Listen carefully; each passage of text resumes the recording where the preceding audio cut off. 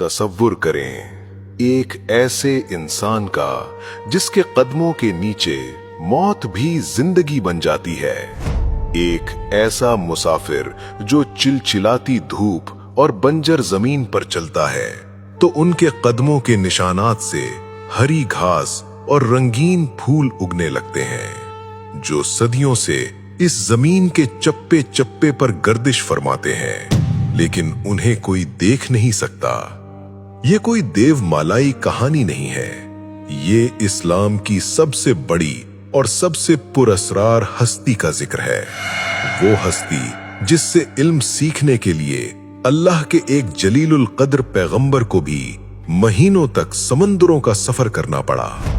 एक ऐसा इंसान जिसके पास दुनिया का नहीं बल्कि गैब का इल्म था, जिसे अल्लाह ने वो राज सिखाए थे जो फरिश्तों को भी नहीं मालूम थे। आज हम तारीख के इस सबसे बड़े राज से पर्दा उठाएंगे। क्या वाकई उन्होंने आबे हयात पी लिया था और आज हजारों साल बाद क्या वो हमारे ही बीच कहीं जिंदा मौजूद है? ये कहानी है हजरत खिज़र अलैहिस्सलाम की। आज हम उस हस्ती के राजों से पर्दा उठाएंगे जिसे दुनिया हजरत खिज़र या खिज़र के नाम से जानती है। लेकिन सबसे पहले ये जानना जरूरी है कि उनका नाम खिज़र क्यों पड़ा।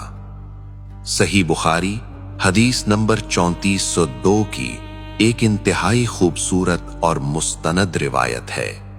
रसूलुल्लाह सल्लल्लाहु अलैहि वसल्लम ने फरमाया, इन्हें खिज़र इसलिए कहा जाता है कि जब वो किसी सफेद और खुश्क जमीन पर बैठते थे तो उनके बैठते ही वो जमीन सरसब्ज यानी ग्रीन होकर लहराने लगती थी। अरबी जुबान में अखदर सब्ज रंग को कहते हैं। इसी मुनासिबत से इन्हें खिज़र कहा गया। गोया उनका वजूद जिंदगी और हरियाली की अलामत था। लेकिन तारीख दानों के नजदीक उनका असल नाम क्या था? इनकी पैदाइश और नस्ब के बारे में तारीख में बहुत कम हवाला जात मिलते हैं। मशहूर मुअर्रख हाफिज इब्ने कसीर और इमाम तबरी रहमतुल्लाह अलैह अपनी किताबों में मुख्तलिफ आरा नकल करते हैं। सबसे मजबूत रिवायत के मुताबिक इनका असल नाम बलिया बिन मलकान था और इनका शजरा नस्ब सीधा हजरत नूह अलैहिस्सलाम के बेटे साम से जा मिलता है। इसका मतलब यह है कि हजरत खिज़र, हजरत इब्राहीम और हजरत मूसा अलैहिस्सलाम से भी बहुत पहले के दौर से ताल्लुक रखते थे। वो इस जमीन के उन कदीम तरीन इंसानों में से हैं जिन्होंने दुनिया के बेशुमार उरूजो जवाल अपनी आंखों से देखे हैं। कुछ रिवायात में तो यहां तक आता है कि वो इस्कंदर आजम या जुल्करनैन के लश्कर में भी शामिल थे जब वो अंधेरों या जुल्मात के सफर पर निकले थे। कहा जाता है कि जुल्करनैन एक ऐसे चश्मे की तलाश में निकले थे जिसका पानी पीने वाला कयामत तक मौत का जायका नहीं चखता। इसे आबे हयात कहा जाता है। इस अंधेरे सफर में हजरत खिज़र लश्कर के आगे आगे चल रहे थे। रिवायत है कि अल्लाह की कुदरत से खिज़र उस चश्मे तक पहुंच गए और उसमें से पी लिया, जबकि जुल्करनैन का लश्कर रास्ता भटक गया और महरूम रह गया। यही वो बुनियाद है जिसकी वजह से आज भी करोड़ों लोग मानते हैं कि खिज़र कयामत तक जिंदा रहेंगे। लेकिन क्या ये बात इस्लामी शरीयत और कुरान के मय्यार पर पूरी उतरती है? क्या वो वाकई आज भी हमारे दरमियान मौजूद हैं? आइए जज्बात को छोड़कर इल्म और दलील यानी लॉजिक की बात करते हैं। क्या हजरत खिज़र ने वाकई आबे हयात पिया था और क्या वो आज भी जिंदा हैं? जब ये सवाल इस्लाम के जलीलुल कद्र उलमा से पूछा गया तो उनका जवाब वाज़ेह था। इमाम बुखारी रहमतुल्लाह अलैह, इमाम इब्ने तैमिया रहमतुल्लाह अलैह और हाफिज इब्ने कसीर का इस बात पर मुकम्मल इत्तिफाक है कि हजरत खिज़र वफात पा चुके हैं। उनकी दलील कुरान की ये आयत है, सूरतुल अंबिया वर्स 34, वमा जअलना लिबशरिम मिन क़ब्लिकल खुल्दा। ए नबी सल्लल्लाहु अलैहि वसल्लम, हमने आपसे पहले किसी भी इंसान को ہمیشہ کی زندگی نہیں دی۔ اگر خضر زندہ ہوتے تو وہ نبی کریم صلی اللہ علیہ وسلم کی بیعت کے لیے حاضر ہوتے اور بدر یا احد کے میدان میں جہاد کرتے۔ تاریخ بتاتی ہے کہ آب حیات کا قصہ اسرائیلیات یعنی جوڈیو کرسچن لیجنڈ سے آیا ہے اور اس کی کوئی مستند بنیاد نہیں ہے۔ وہ ایک عظیم انسان تھے جو اپنے وقت پر اس دنیا سے رخصت ہو گئے۔ لیکن اگر وہ زندہ نہیں ہے تو ان کا مقام، سٹیٹس کیا تھا؟ کیا وہ کوئی ولی تھے یا اللہ کے نبی؟ یہاں بھی علماء کی دو آراء ہیں۔ کچھ کا ماننا ہے کہ وہ اللہ کے ایک مقرب ولی تھے، لیکن جمہور مفسرین جیسے ابن کثیر اس بات پر متفق ہیں کہ وہ اللہ کے ایک نبی تھے، کیونکہ اللہ نے انہیں وہ علم دیا تھا جو کسی عام انسان کے پاس نہیں ہوتا۔ اس علم کو علم لدنی کہا جاتا ہے۔ یہ وہ علم ہے جو کتابوں سے نہیں ملتا، یہ ڈائریکٹ اللہ کی طرف سے سینے میں اتارا جاتا ہے۔ یہ ظاہری شریعت کا نہیں بلکہ غیب اور حقیقت کا علم ہے، اور یہی وہ علم تھا جس نے تاریخ کا سب سے انوکھا سفر شروع کروایا۔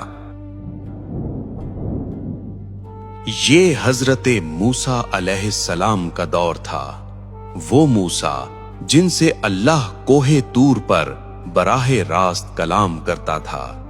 ایک دن موسیٰ علیہ السلام بنی اسرائیل کے سامنے خطبہ دے رہے تھے۔ کسی نے پوچھا، اے موسیٰ، زمین پر اس وقت سب سے بڑا عالم کون ہے؟ موسیٰ علیہ السلام نے جواب دیا، میں ہوں۔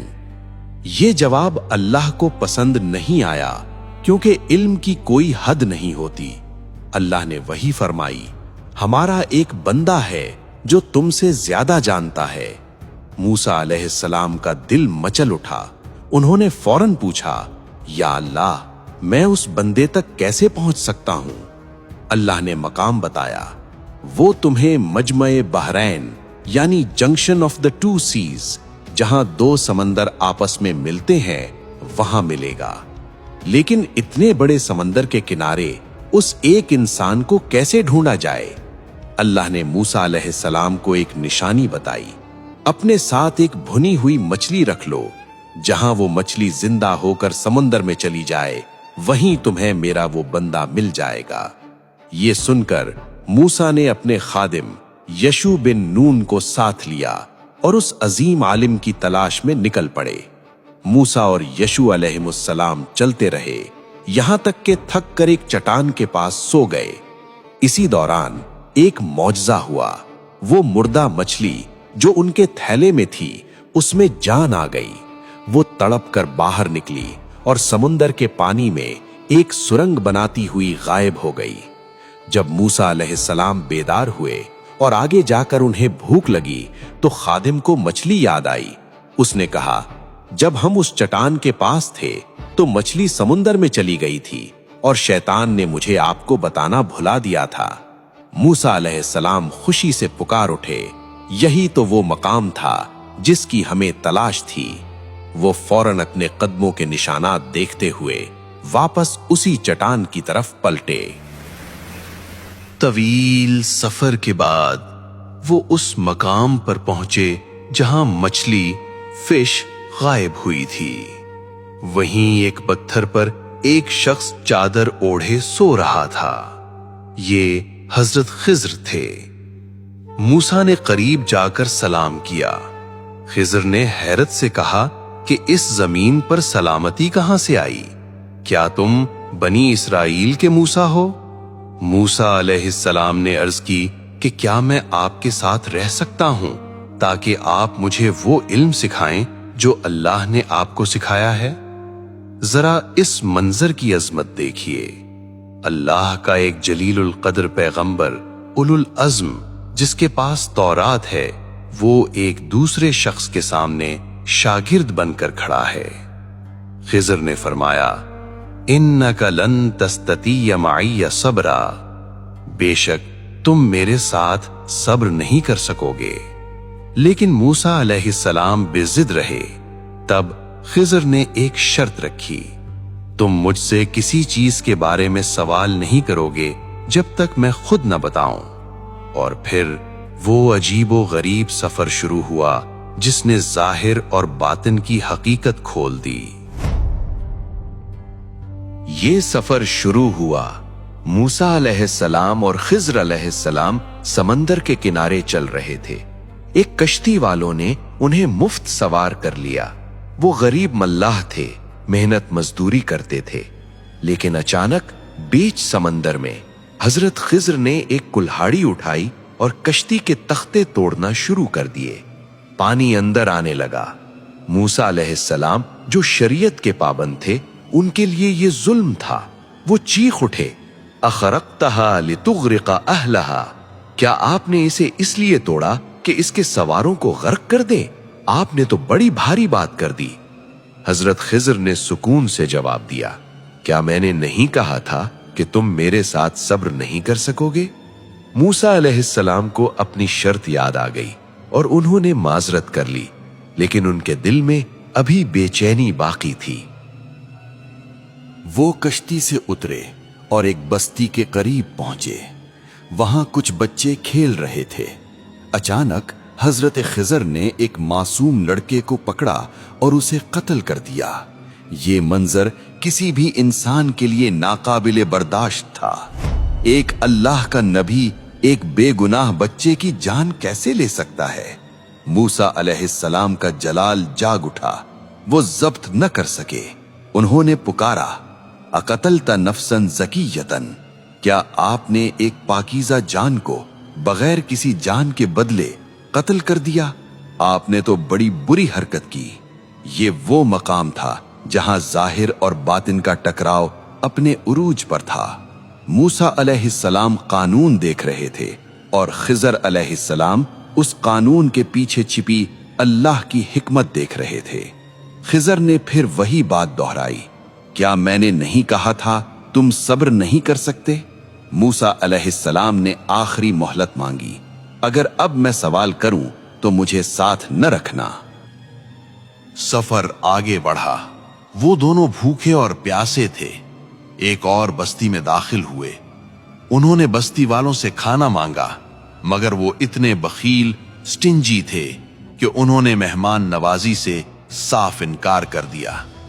اسی بستی میں انہیں ایک دیوار ملی جو گرنے کے قریب تھی۔ حضرت خضر نے بغیر کوئی اجرت مانگے اس دیوار کو اپنے ہاتھوں سے سیدھا کر دیا اور دوبارہ تعمیر کر دیا۔ موسیٰ علیہ السلام جنہیں بھوک لگی تھی اور ان بستی والوں کا رویہ بھی برا تھا، وہ حیران رہ گئے۔ انہوں نے کہا، اگر آپ چاہتے تو اس کام کی مزدوری لے لیتے تاکہ ہم کچھ کھا سکتے۔ یہ تیسری خلاف ورزی تھی۔ حضرت خضر رک گئے اور فرمایا، ھذا فراق بینی و بینک، اب میرے اور تیرے درمیان جدائی کا وقت آ گیا ہے۔ جدا ہونے سے پہلے حضرت خضر نے ان تینوں واقعات کی وہ حقیقت بیان کی جو اللہ نے انہیں سکھائی تھی۔ سنو، وہ کشتی ان غریبوں کی تھی جو سمندر میں مزدوری کرتے تھے۔ آگے ایک ظالم بادشاہ تھا جو ہر ثابت کشتی کو زبردستی چھین لیتا تھا۔ میں نے اسے عیبدار کر دیا تاکہ غریبوں کی روزی بچ جائے۔ اور وہ لڑکا، اس کے والدین مومن تھے۔ اللہ جانتا تھا کہ یہ بڑا ہو کر سرکش اور کافر بنے گا اور اپنے والدین کو بھی کفر میں مبتلا کر دے گا۔ اللہ نے چاہا کہ انہیں اس کے بدلے ایک نیک اور رحم دل اولاد عطا کرے۔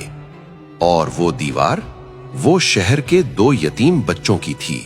اس کے نیچے ان کا خزانہ مدفون تھا۔ ان کا باپ ایک نیک انسان تھا۔ اگر دیوار گر جاتی تو بستی والے وہ خزانہ لوٹ لیتے۔ میں نے اسے سیدھا کر دیا تاکہ وہ بڑے ہو کر اپنا حق نکالیں۔ اور آخر میں حضرت خضر نے وہ جملہ کہا جو اس پورے واقعے کی جان ہے، وَمَا فَعَلْتُهُ عَنْ أَمْرِي، اور یہ سب میں نے اپنی مرضی سے نہیں کیا بلکہ اللہ کے حکم سے کیا ہے۔ یہاں آ کر حضرت موسیٰ علیہ السلام اور حضرت خضر کا سفر ختم ہو جاتا ہے، لیکن ہمارے لیے یہ سفر آج بھی جاری ہے۔ سورۃ الکہف کا یہ واقعہ सिर्फ एक तारीखी कहानी नहीं है, ये अल्लाह ताला की तरफ से हमारे लिए एक पैगाम है। हम अपनी जिंदगी में जब भी किसी नुकसान का सामना करते हैं, जब हमारी कश्ती टूटती है तो हम रोते हैं, शिकवा करते हैं, हमें लगता है कि हमारे साथ नाइंसाफी हुई है, लेकिन हम नहीं जानते कि उस टूटी हुई कश्ती के आगे कौन सा जालिम बादशाह खड़ा था जो हमारी पूरी जिंदगी छीनने वाला था। अल्लाह कभी कभी हमारा छोटा नुकसान करवाता है ताकि हमें किसी बहुत बड़ी तबाही से बचा सके। ये है इल्मे Khizar, the knowledge of Khizar, जो हमें नजर नहीं आता मगर वो हमारी हिफाजत कर रहा होता है। तो क्या हजरत खिज़र आज भी हमारे दरमियान मौजूद हैं? जैसा कि हमने पहले बताया कि मुहद्दिसीन जैसे इमाम बुखारी के नजदीक वो वफात पा चुके हैं, लेकिन तसव्वुफ यानी सूफीज़म की दुनिया में आज भी उनकी मौजूदगी के दावे मिलते हैं। बड़े बड़े औलिया अल्लाह जैसे शेख मुहियुद्दीन इब्ने अरबी और इमाम नववी रहमतुल्लाह अलैहिमा अपनी किताबों में उनसे मुलाकातों का जिक्र करते हैं। कहा जाता है कि वो हर साल हज के मौके पर मक्का मुकर्रमा और मैदान अरफात में तशरीफ लाते हैं। वो भूले भटके मुसाफिरों को रास्ता दिखाते हैं और अल्लाह के नेक बंदों की रहनुमाई करते हैं, लेकिन उनकी पहचान किसी आम इंसान की बस की बात नहीं। वो समंदरों, सहराओं और जंगलों के खामोश मुसाफिर हैं जिन्हें अल्लाह ने वो मकाम दिया है जो तारीख में किसी और को नहीं मिला। हजरत खिज़र का वजूद जिस्मानी हो या रूहानी, उनका असल पैगाम एक ही है, तवक्कुल।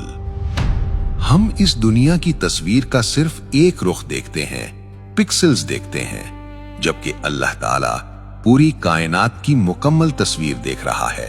वो जानता है कि कौन सी दीवार कब गिरनी है और किस यतीम का खजाना कब महफूज करना है।